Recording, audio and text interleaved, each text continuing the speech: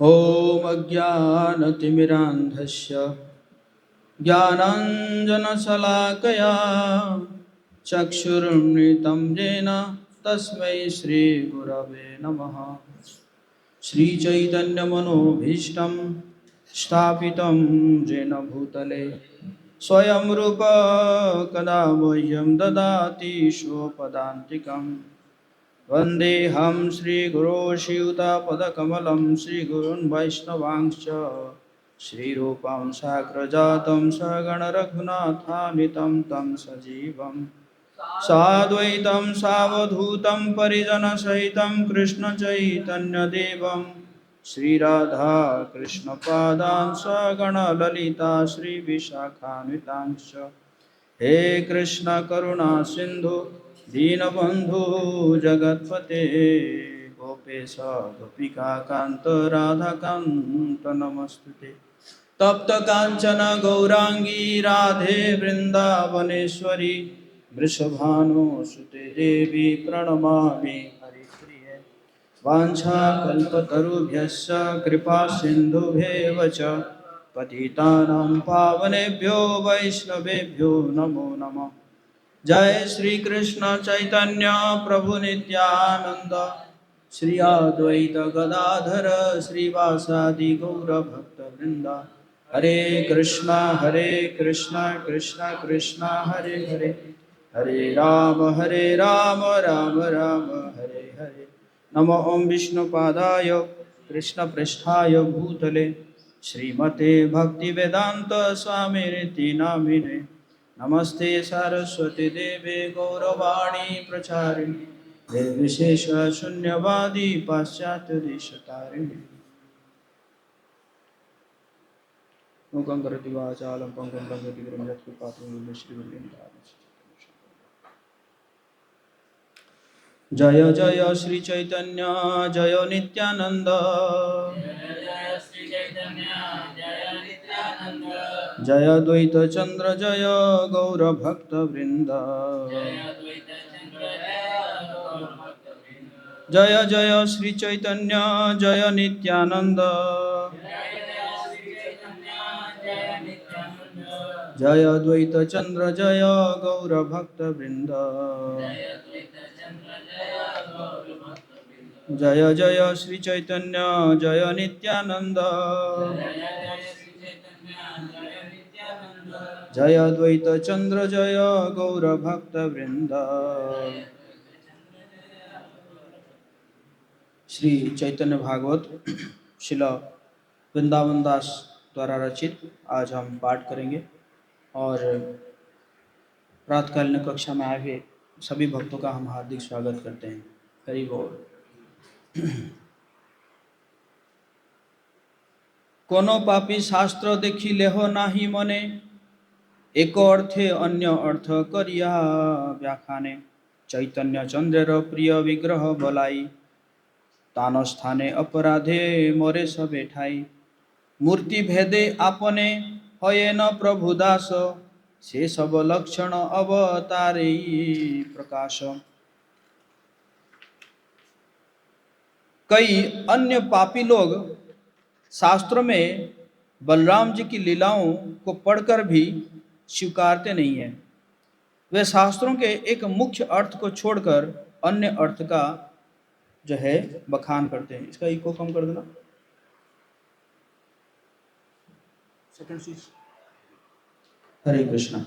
ठीक है। तो श्री वृंदावन दास ठाकुर कह रहे हैं कि बलराम जी के ऊपर कई लोगों का विश्वास नहीं हो पाता है। वो समझ नहीं पाते हैं कि बलराम जी ऐसे ऐसे कैसे लीला कर रहे हैं। सुभद्रा की विवाह जो है दुर्योधन के साथ कर रहे थे हैं? तो और युद्ध हुआ तो युद्ध में भी चले गए, कहे मैं किसी के पक्ष में नहीं रहूँगा। और दुर्योधन उनका प्रिय शिष्य था। दोनों शिष्य थे, भीम जी और दुर्योधन दोनों, बट दुर्योधन जो ज़्यादा प्रिय थे बलराम जी के।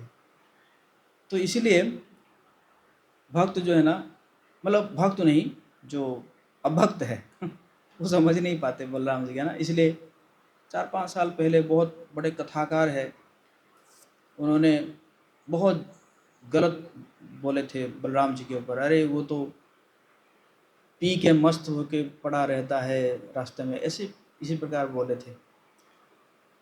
तो फिर तो बहुत मतलब लोगों ने इतना प्रतिक्रिया की कि फिर अपने अपने औकात में आ गए। तो कहने का मतलब है, जो बलराम जी का जो लीला है उस लीला को समझ नहीं पाते हैं। एक्चुअली भगवान जो है अपने लीलाओं का रस आस्वादन करने के लिए कुछ कुछ ऐसे कैरेक्टर रखते हैं, है ना। वैसे देखा जाए सभी पार्षद है, लेकिन कुछ ऐसे लीला होता है कि ताकि लगता है कि अरे ये कैसे हो रहा है। जिस प्रकार जो है जब ड्रामा किया जाता है तो ड्रामा में सभी फ्रेंड होते हैं, सभी फ्रेंड सब जानकार होते हैं ना, लेकिन कुछ कुछ जो है ऐसा वहाँ पे एक्टिंग करते हैं तो जो देखने वाला वो उसको लगता है कि हाँ तो शायद ये दोनों शत्रु है कि नहीं, कुछ समय के लिए उसको लगता है ना। तो इसी प्रकार लीला में विभिन्न प्रकार के रस को आस्वादन करने के लिए बलराम जी एक प्रकार का लीला कर रहे हैं, भगवान जो है एक प्रकार की लीला कर रहे हैं, है ना, बट उसको जो है समझ नहीं पाते हैं। तो यही कह रहे हैं वृंदावन दास ठाकुर। श्रीमान नित्यानंद प्रभु भगवान श्री चैतन्य चंद्र के अति प्रिय विग्रह है, इसलिए जो भी उनके प्रति अपराध करता है वो संपूर्ण रूपेण नष्ट हो जाता है। और उसी प्रकार नित्यानंद प्रभु भी है, अवधूत थे। गंगा जी में स्नान करते करते जो है मगरमच्छ के ऊपर चढ़ जाते थे किसी जो है किसी लड़की का हाथ पकड़ लेते थे, कहते कि तू मुझे शादी करेगी, इस प्रकार लीला करते थे। अवधूत है। अवधूत मतलब क्या है? Completely on spiritual platform. बहुत बहुत अवधूत लीला है नित्यानंद प्रभु का, है ना। अगर कोई भक्त नहीं होगा तो वो पचा नहीं पाएगा इस चीज़ को, है ना। वही वृंदावन दास ठाकुर कह रहे हैं, उनके प्रति जो अपराध करता है वो संपूर्ण रूप में नष्ट हो जाता है। इसलिए भक्तों के माध्यम से ही समझना चाहिए। सेवक के रूप में अनेक स्वरूपों में भगवान बलराम प्रकट होते हैं और वे ये सभी लक्षण अपने विभिन्न अवतारों में प्रकट करते हैं। वैसे देखा जाए तो दोनों भगवान हैं, कृष्ण भी भगवान है और बलराम जी भी भगवान है। एक जो है सेव्य भगवान है और दूसरा कौन है? सेवक भगवान। भगवान बलराम कृष्ण की सेवा सखा, भाई, चामर, सैया, वाहन, गृह, छत्र, वस्त्र तथा समस्त आभूषण, आसन आदि बनकर स्वयं अपने प्रभु की सेवा करते हैं। जो भी उनकी कृपा को प्राप्त करता है वो इस तत्व को समझ सकता है। हे भगवान, मैं कब आपको एवं लक्ष्मी देवी को संतुष्ट करूंगा जो दोनों अनंत शेष के शैया पर विराजमान है। अनंत शेष जो है बलराम जी है और लक्ष्मी जी भी उसी अनंत शेष के ऊपर है। और लक्ष्मी जी क्या करती है? हमेशा भगवान के चरणों की सेवा करती है। यद्यपि अनंत देव आपके स्वयं के विस्तार है, जिन्होंने आपकी सेवा आपके धाम, शैया, आसन, पादुका, वस्त्र, तकिया और छत्र बनकर स्वीकार की है, इसलिए वे उचित रूप से शेष के रूप में जाने जाते हैं। अनंतर अंश श्री गरुड़ महाबली, लीलाय बोलय कृष्ण हैया कुतूहली। अत्यधिक बलशाली गरुड़ जी श्री अनंत देव की ही अंश है। वे कृष्ण के वाहक बनकर दिव्य लीलाओं में आनंद प्राप्त करते रहते हैं। जब गरुड़ जी उड़ते हैं तो उनके पंखों से वेदों का ध्वनि निकलता है।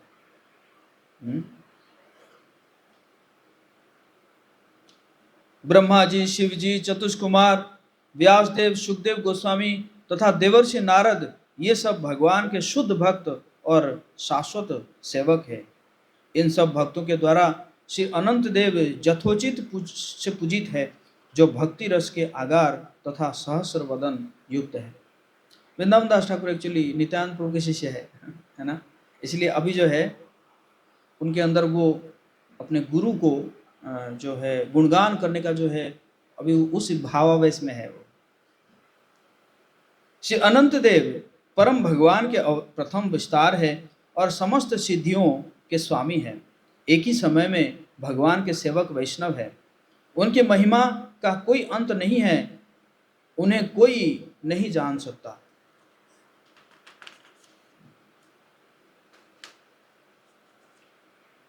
सेवन सुनीला एवं सुन ठाकुराल, आत्मतंत्र न मते वैसे न पाताल।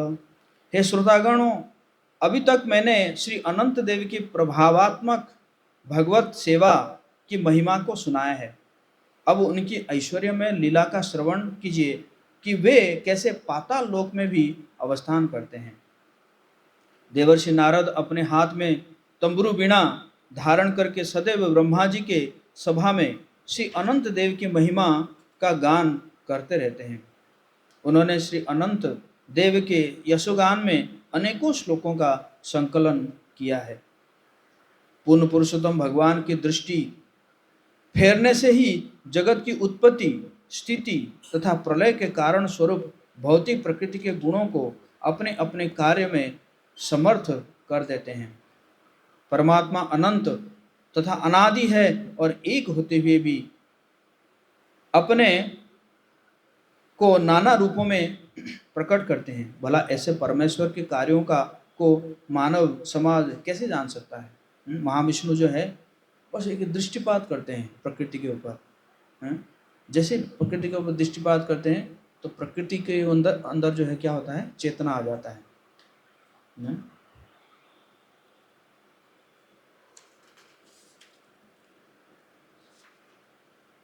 पूर्ण पुरुषोत्तम भगवान के भीतर स्थूल व सूक्ष्म जगत का अस्तित्व विद्यमान है। अपने भक्तों पर अहेतु की कृपावश वे विभिन्न दिव्य रूपों को प्रदर्शित करते हैं। परमेश्वर अत्यंत उदार है और उनमें समस्त योग शक्तियां हैं। अपने भक्तों के मन को जीतने तथा उनके हृदय को आनंदित करने के लिए वे नानाविध अवतारों में प्रकट होते हैं और अनेक लीलाएं करते हैं। एक्चुअली देखा जाए, कहते हैं ना कि यदा यदा ही धर्मस्य, भगवान कह रहे हैं ग्लानिर्भवति भारत अभ्युत्थानम अधर्मस्य तदात्मानं सृजाम्यहम्। मतलब मैं दुष्टों को विनाश करने के लिए आता हूँ या धर्म का संस्थापन करने के लिए आता हूँ, लेकिन मुख्य काम क्या है? परित्राणाय साधूनां। एक्चुअली साधुओं को क्या है, साधु भक्तों को आनंद देने के लिए भगवान आते हैं। नहीं तो जो है दुष्टों को विनाश करने के लिए एक छोटा सा वायरस भी सफिशिएंट है, कोरोना, जिसको देख भी नहीं पाए लोग। साइंटिस्ट जो उसको देख भी नहीं पाए और वो जो है हाहाकार मचाकर चला गया, है कि नहीं? या धर्म संस्थापन करने के लिए तो प्रभुपाद जी जैसे भक्ति ही काफी है, पूरे पृथ्वी में जो है धर्म संस्थापन करके चले जाएंगे। लेकिन असली में भगवान क्यों आते हैं? परित्राणाय साधूनां, भक्तों को जो है आनंद देने के लिए, है ना। और इसी कारण जो है भगवान राम जैसे ही उनको वनवास मिलता है वो खुशी खुशी चले जाते हैं, क्योंकि वो उनका पर्पस वही था कि इतने सारे जो है दंडकारण्य में ऋषि है, और ये सब जो शबरी कितने दिनों से इंतजार कर रही है, उनके पास कैसे जाते अगर ये वनवास नहीं होता तो? क्योंकि दशरथ महाराज, कौशल्या, ये सब जो है मासरू जग जाओ, ये सब जो है क्या है, ये सब तो जो है एक क्षण के लिए भी भगवान राम जी को जो है दूर रहना नहीं चाहते थे। एक क्षण के लिए भी इतना विरह महसूस करते थे। विश्वामित्र आए, उनको तो मना कर दिए दशरथ महाराज, नहीं नहीं नहीं, मैं नहीं दे सकता, पहले वचन दे दिए और उसके बाद क्या किए, मना कर दिए। फिर वशिष्ठ जब उनको कन्विंस किए कि अरे ये लेकर जा रहे हैं, ये ना इनका शादी कराएंगे है कि नहीं, और इनका यश बढ़ाएंगे, इनको बहुत सारे अस्त्र देंगे, तब जाके दशरथ महाराज जो है वो छोड़ देते हैं ना। तो अगर वनवास नहीं होता तो फिर साधुओं को जो है भगवान जी का दर्शन ही नहीं मिलता। यदि कोई आर्त अथवा पतित व्यक्ति भी प्रामाणिक गुरु से भगवान का पवित्र नाम सुनकर उसका जप करता है तो वो तुरंत पवित्र हो जाता है। यदि वो हंसी में अथवा अकस्मात भी भगवान नाम का जप करता है तो वो तथा जो उसे सुनता है वो समस्त पापों से मुक्त हो जाते हैं। अतः भौतिक बंधनों से छुटकारा चाहने वाला व्यक्ति भगवान शेष के नाम जप से कैसे कतरा सकता है, भला वो और किसकी शरण ग्रहण करे। एक बार दो भक्तों के बीच में थोड़ा विवाद हुआ। एक ने कहा कि जो जो राम हम जप रहे हैं, हरे कृष्णा कृष्णा कृष्णा हरे हरे, हरे राम राम राम हरे हरे, तो एक ने कहा कि ये जो है कौशल्यानंदन राम है। दूसरे ने कहा कि नहीं नहीं, ये जो है बलराम है। तो दोनों जो है चले गए प्रभुपाद जी के पास। प्रभुपाद जी को बोले प्रभुपाद जी देखिए, ये कह रहे हैं कि जो ये राम है वो कौशल्यानंदन है। तो बोला यस ही इज राइट। फिर बोले नहीं प्रभु जी, प्रभुपाद जी ये देखिए, ये कह रहे हैं कि वो राम जो है बलराम है। प्रभुपाद जी बोले ही इज ऑल्सो राइट। है कि नहीं। तो उसमें राम और बलराम में कोई अंतर नहीं है। तो वो भक्तों के भाव के ऊपर, वो राम भी कौशल्यानंदन को भी मेडिटेट कर सकते हैं या बलराम जी को भी मेडिटेट कर सकते हैं, या नित्यानंद राम को भी मेडिटेट कर सकते हैं, है ना। उसमें कोई अंतर है नहीं।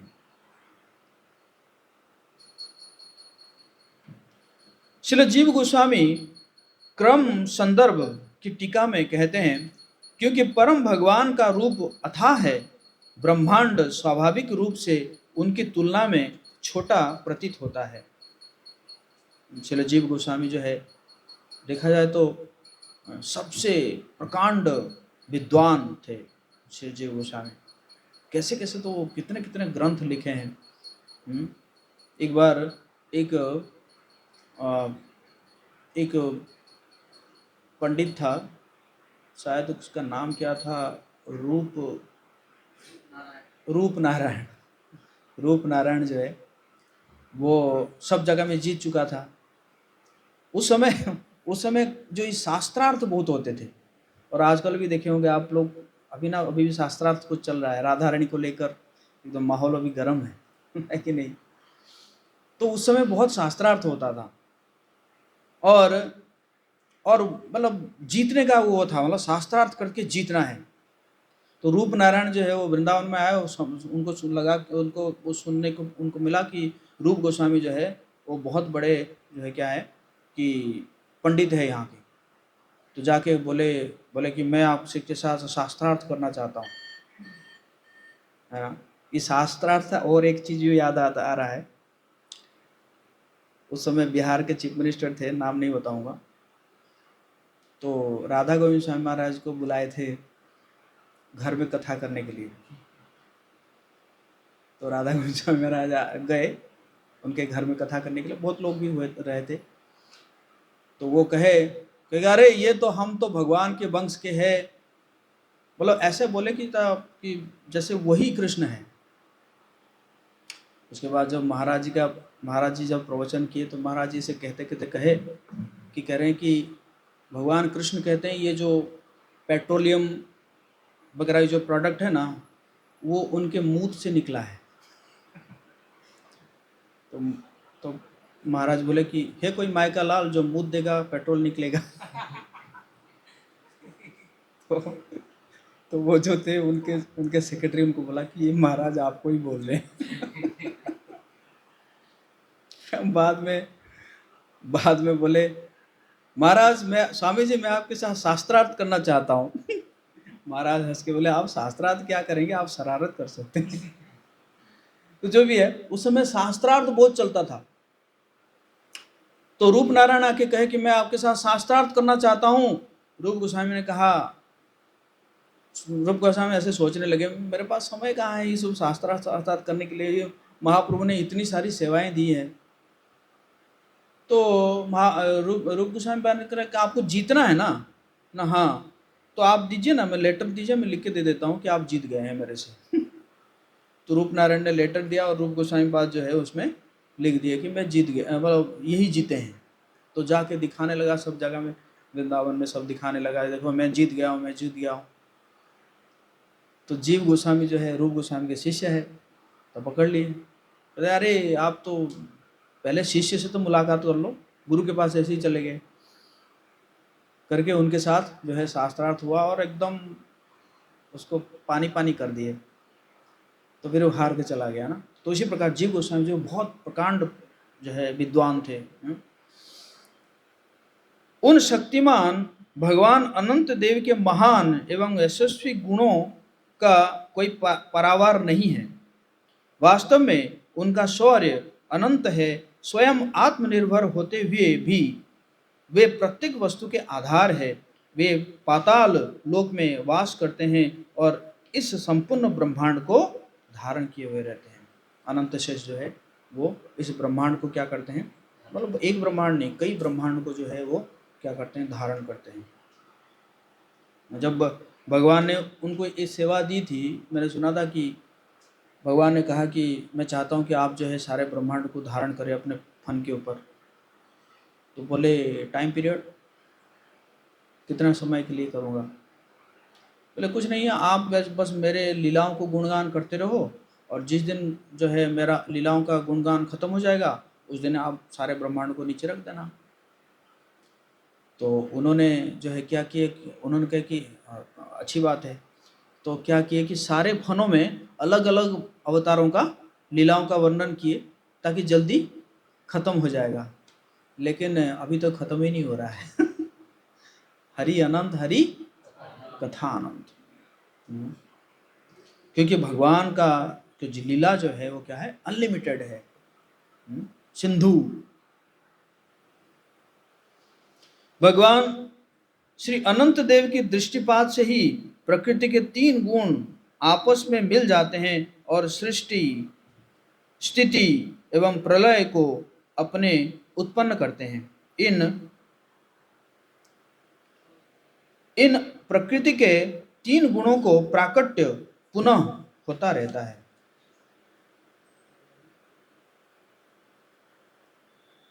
भगवान अनंत देव को अद्वितीय के रूप में महिमामंडित किया गया है, जो परम सत्य और अनादि है। इसी कारण वे अनंत देव कहलाते हैं। उनके इस तत्व को कौन जान सकता है? वे अनंत देव केवल अपनी करुणा के कारण शुद्ध सत्वमय विग्रह धारण करते हैं और उनके उस लीलामय विग्रह के द्वारा ही सत असत सभी वस्तुएं प्रकाशित होती है। वे अत्यधिक शक्तिशाली है और सदैव अपने निजी पार्षदों और भक्तों को प्रसन्न करने के लिए सदैव तत्पर रहते हैं।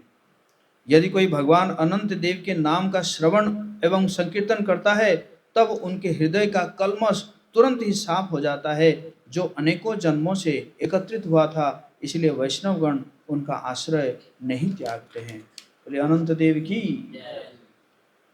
से सबई संसारेर गति नाही आर, अनंतेर नामे सर्व जीवेर उद्धार। श्री शेष के बिना इस संसार की कोई गति नहीं है। अनंत देव के नाम से ही सभी जीवों का उद्धार हो जाता है।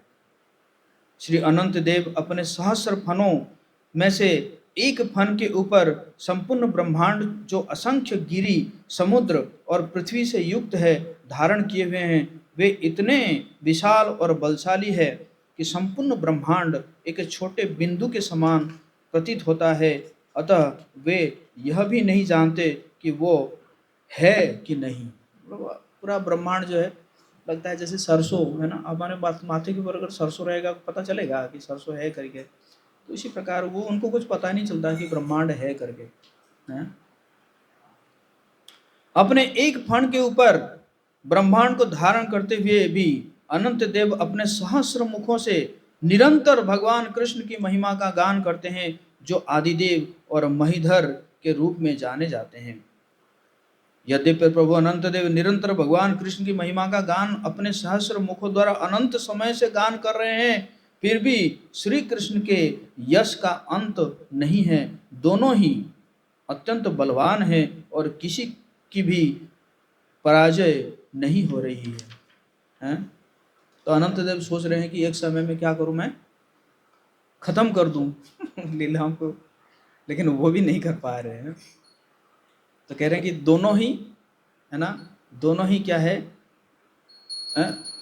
जय अत्यंत बलवान है। जय श्री जगन्नाथ बल श्री ब्रह्मांड की जय, गौर निताय की जय, राधा मदन मोहन की जय, सीताराम लक्ष्मण हनुमान की जय।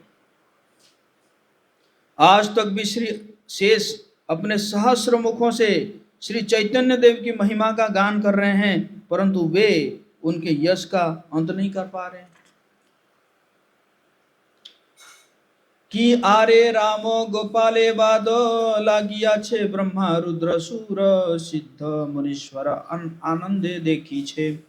अरे देखो, कृष्ण और बलराम में कितनी अद्भुत प्रतियोगिता है, जिसे ब्रह्मा, शिव, इंद्र और देवगण एवं सिद्ध सिद्ध मुनीश्वर आनंद से देख रहे हैं। यद्यपि श्री अनंत भगवान कृष्ण के यशोगान रूपी समुद्र के तट का अंत प्राप्त करने का प्रयास कर रहे हैं, परंतु कृष्ण यशोगान समुद्र का तट अधिक से अधिक बढ़ता जा रहा है।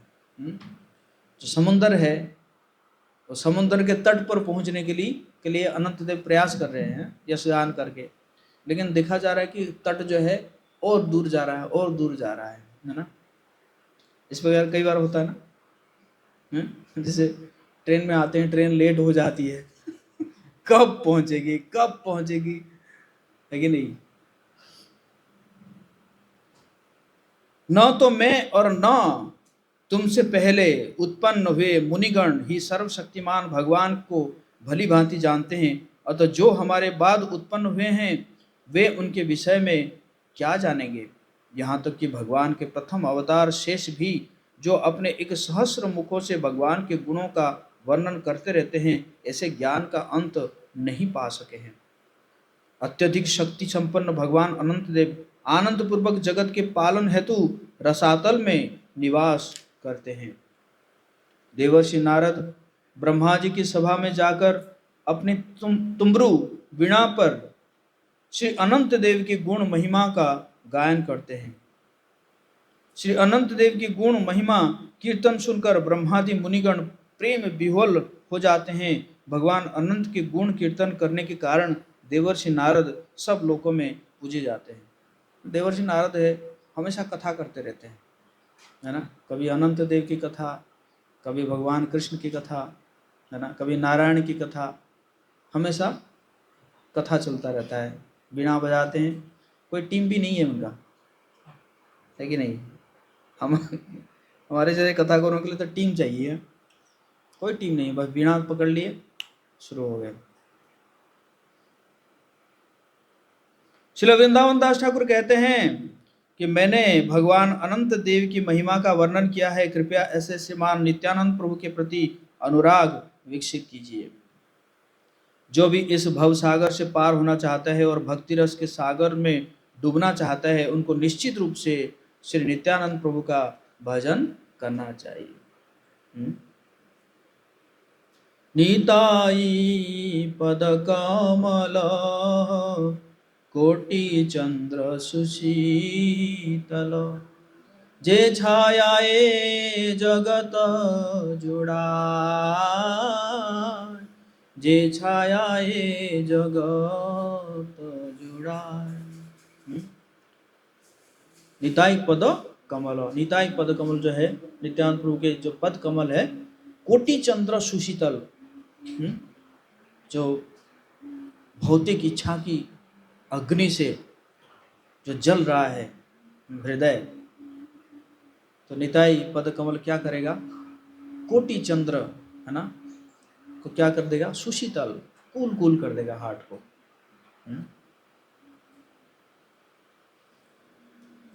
श्री नित्यानंद प्रभु की। श्रील वृंदावन दास ठाकुर कहते हैं कि वैष्णव के चरणों में मेरी एकमात्र यही प्रार्थना है कि जन्म जन्मांतर तक भगवान श्री बलराम की सेवा पूजा करता रहूं। अंतर्यामी श्री नित्यानंद प्रभु ने आनंद पूर्वक मुझे चैतन्य चरित्र विषयक एक पुस्तक लिखने का आदेश दिया है। तो ये जो किताब लिख रहे हैं ये नित्यानंद प्रभु की आदेश से ही लिख रहे हैं। श्री नित्यानंद प्रभु की कृपा से ही केवल चैतन्य महाप्रभु की लीलाएं स्फुरित होती है, क्योंकि नित्यानंद प्रभु की जीवा ही चैतन्य महिमा का एकमेव भंडार है। इसलिए श्री चैतन्य की महिमा का श्री अनंत देव मूर्तिमान स्वरूप है। अतएव मैंने उनके कुछ चरणार बिंदु की महिमा का गान किया। चैतन्य चंद्रेर पुण्य श्रवण चरित भक्त प्रसादे से स्फुरे जानी निश्चित। वेद गुह्य चैतन्य चरित्र किवा जाने, ताई लिखे यहाँ सुनी आछे भक्त स्थाने।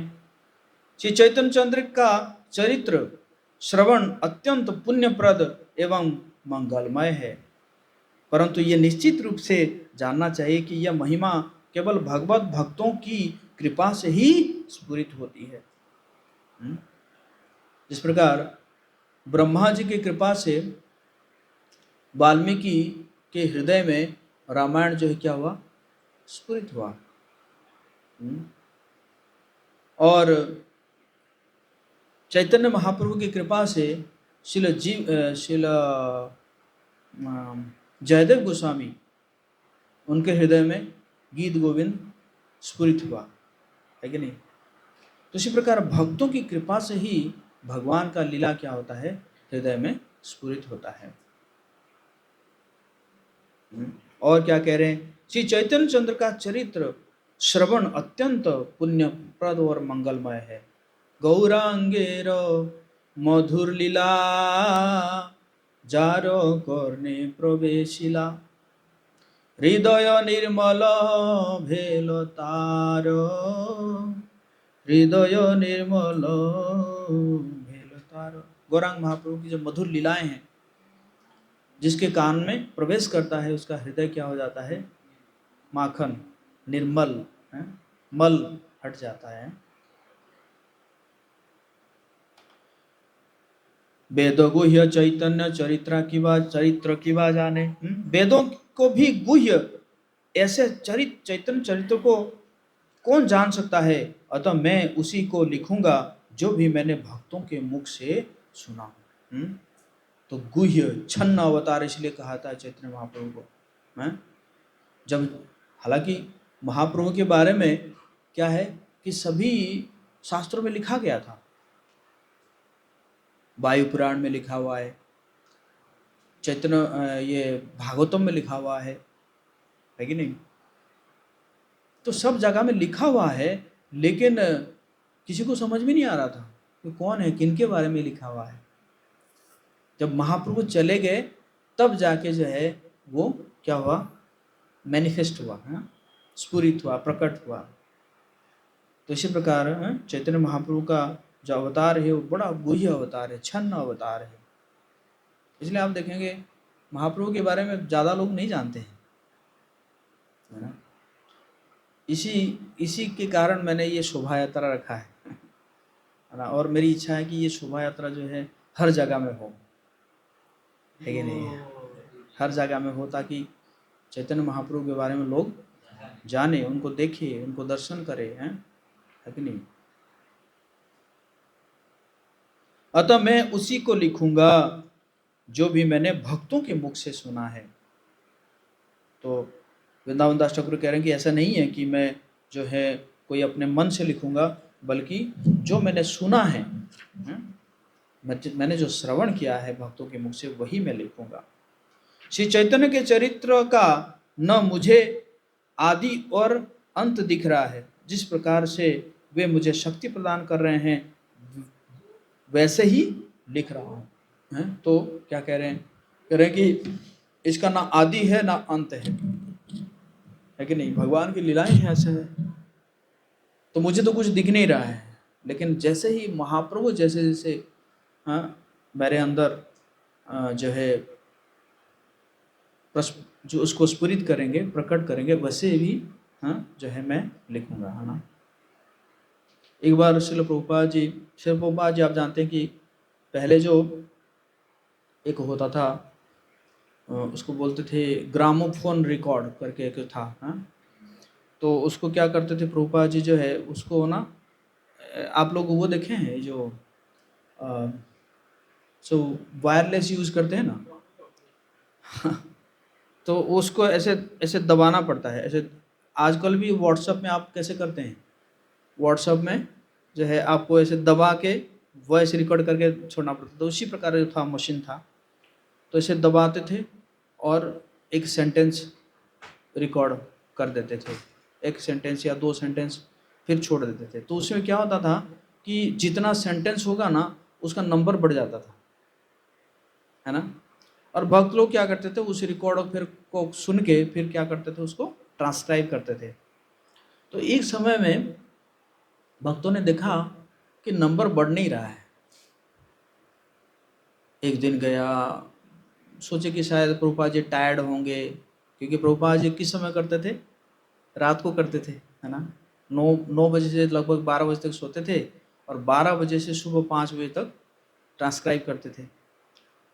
तो सोचे होंगे प्रभुपाद जी शायद टायर्ड हुए होंगे, नहीं किए होंगे। ऐसे एक दिन गया, 2 दिन गया, 3 दिन गया, फिर प्रभुपाद जी को किसी ने पूछा कि मशीन खराब है क्या नहीं, तो उसका नंबर नहीं बढ़ रहा है।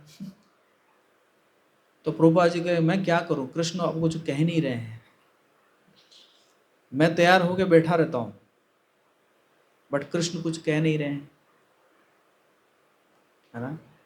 तो यहाँ से क्या प्रूव होता है कि जो भी प्रभुपाद जी ने लिखे हैं वो कौन कौन कौन लिखा है, भगवान ही लिखे हैं ना। भगवान ही वो जो ज्ञान को जो है उनके अंदर प्रकट करा रहे थे ना। तो इसलिए प्रभुपाद जी जो है खुद ही क्या करते थे, तो अपने लिखन को खुद ही पढ़ते थे, क्योंकि वो कहते थे कि ये मैंने नहीं लिखा हूँ बल्कि कौन लिखे हैं, भगवान ही लिखे हैं।